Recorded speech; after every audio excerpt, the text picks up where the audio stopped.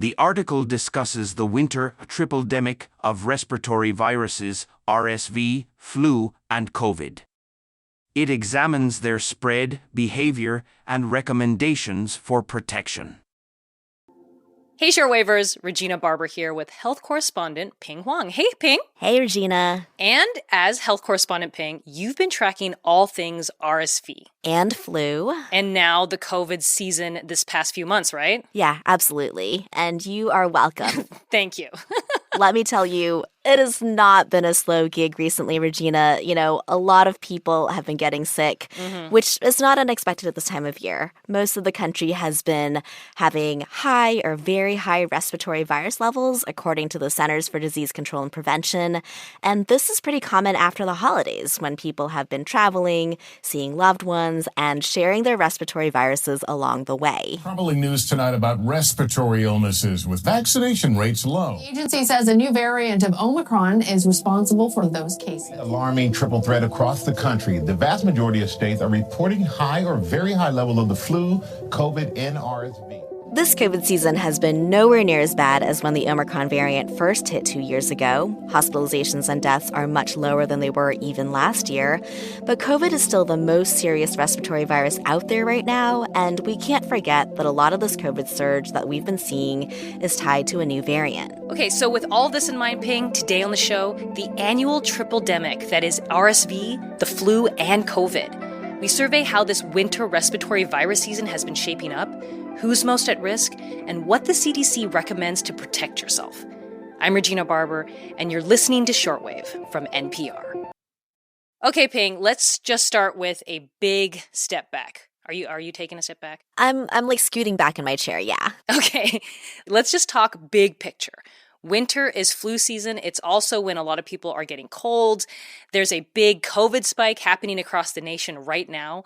Why do these viruses love the winter? You're right, Regina. They do love the winter. They love spreading through our spit and our snot and using our bodies as virus factories. And it is hard to disentangle a few factors that come together at this time of year. So number one is behavior. You know, we mentioned the holidays. People get close together because it's cold and they want to hang out and see each other and spend quality time together.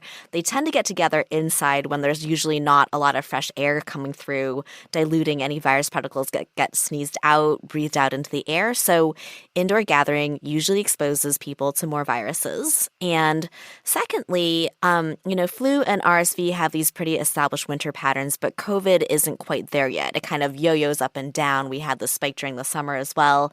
But the fact that it hits during the winter may also have something to do with the fact of waning immunity, new variants that find ways around existing immunity. So yeah, winter is a total virus stew. Like you mentioned, it's COVID, flu, RSV. It's also human metapneumovirus and different cold viruses. But those three are the top ones that the CDC pays the most attention to. Okay, and so given all that, how are we faring so far this year in comparison to like previous years?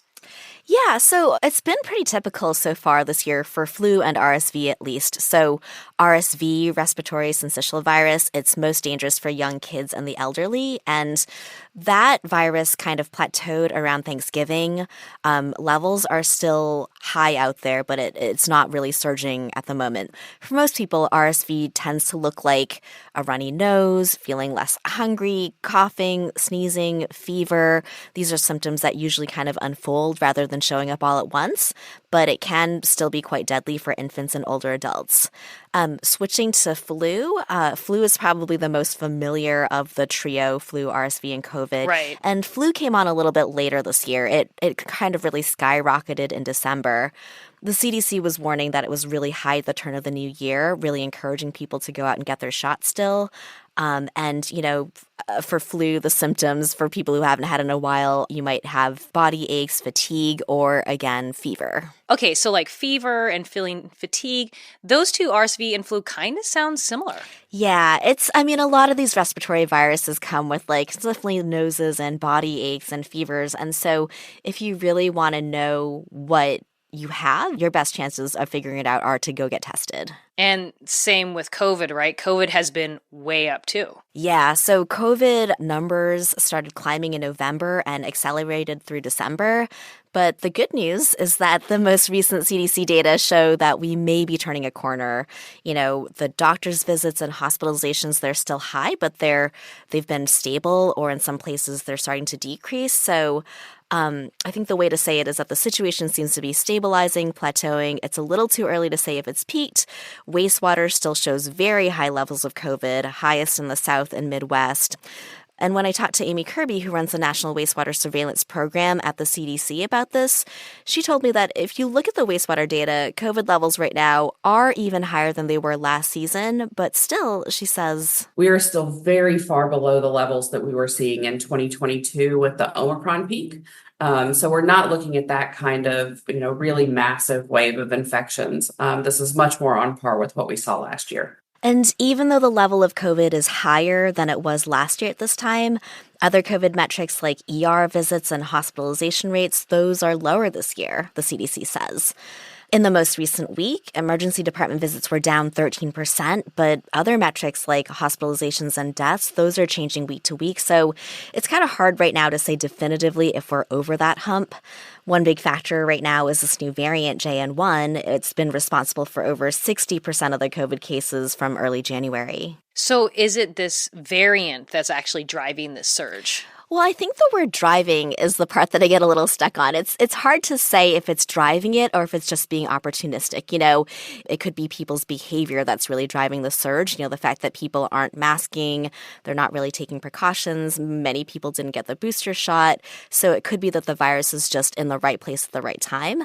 That being said, the virus itself does have some mutations that may help it evade immunity. Like every new variant that spreads rapidly probably has some kind of advantage that helps it evade prior immunity. So that may be helping it spread as well, but it's hard to separate the virus itself from the lack of precautions people are taking around it. Yeah, but COVID still is the most serious virus right now, right? Yeah, definitely. Like last week, for instance, COVID put more than 35,000 new people in the hospital. At least 1,200 people died from it, and that is just a lot more than flu. One thing to note is that for much of the season, hospital capacity has been stable, which means that people who need care can generally get it. But recently, some regions have been reporting some hospital strain. So, for instance, children's hospitals in the Southeast, they've been reporting strain, and this is an area where virus levels have been consistently high for quite some time. Okay, but the risk of getting COVID, all these illnesses, is still particularly concerning for certain populations, right? Yeah, absolutely. I mean, sure, getting sick is inconvenient for everyone in general, but these viruses are actually quite dangerous for people who are very young and people who are older, 65 and up, and also for people with compromised immune systems, people who might not be able to fend off the virus and make a full recovery. So these are the groups that are showing up as being most susceptible to serious illness and also death from flu and COVID and RSV. Yeah, and how do these folks protect themselves? How can we help? Well, honestly, it's all the usual suspects. So, health officials are really encouraging people to use all the tools we have right now, and that starts with awareness. So one of the things that's really useful this year is that there are maps that the CDC and local health departments put out that can help people figure out how much virus is circulating in their local area, how full the hospitals are. There's also preventives like vaccines. So every year now and going forward, there's going to be a newly formulated flu shot and a new COVID shot that comes out in the fall. And to be honest, the uptake this year has been quite low. So this year, half of U.S. adults got a flu shot this season, and just 20% of people got the COVID booster. So these are numbers that are really low from what the CDC was hoping or expecting, and they've been thinking about ways to boost that uptake. Lastly, if you are sick, there are things you can do to prevent the spread. The advice is to really stay home if you can, to not spread it on, get tested in case you qualify for some prescription meds that can help you get better, and to generally just be considerate and take good care of yourself and the people around you. Wow. Okay. So Ping, what are you keeping your eye on moving forward? So I'm really interested in seeing whether COVID and flu in particular this year have actually peaked. There are some early signs showing that they are starting to decrease or at least stabilize. And so I'd be really excited if those numbers start going down. I'm also interested to see if anything will really change, based on previous seasons and what we've learned about respiratory viruses in general. Like, I was in my local grocery store and I saw that shields were up again between cashiers and customers. And I was like, oh, this is cool. There are ways that we have learned in the recent past to sort of try to prevent the spread. And maybe some of them are going to come back during virus season and get implemented again. I've seen people wearing masks occasionally again as well. So I'm really curious to see, like, A, what the epidemiological trend is, and B, what precautions come back that we know work to help prevent the spread. Ping, thank you so much for giving us the lay of the land and setting our heads right about the risks right now. You are so welcome anytime, and I am excited to be back soon.